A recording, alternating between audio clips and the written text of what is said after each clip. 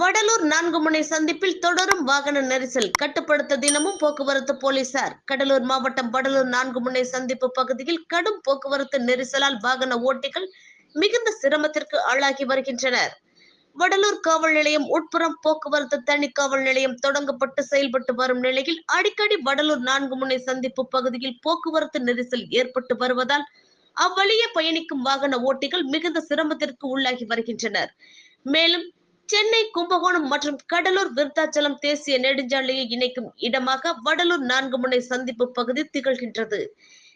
இங்கு தினமும் கனரக வாகனங்கள் முதல் இருசக்கர வாகனங்கள் வரை 1000க்கும் மேற்பட்ட வாகனங்கள் இவ்வழியே கடந்து சென்று வருகின்றனர். இந்நிலையில் அடிக்கடி 4 முனை சந்திப்பு பகுதியில் போக்குவரத்து நெரிசல் ஏற்பட்டு வரும் காரணத்தினால் வாகன ஓட்டிகள் நீண்ட நேரம் காத்திருந்து சென்று வருகின்றனர்.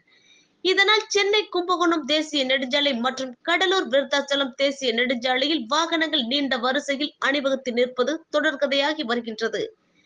எனவே போக்குவரத்து போலீசார் 4 முனை சந்திப்பு பகுதியில் நீண்ட நாட்களாக இயங்காமல் பழுதாகி உள்ள சிக்னலை சரி செய்து போக்குவரத்து நெரிசலை தவிர்க்க உரிய நடவடிக்கை மேற்கொள்ள வேண்டும் என்பதே வாகன ஓட்டிகளின் நீண்ட கோரிக்கையாக உள்ளது.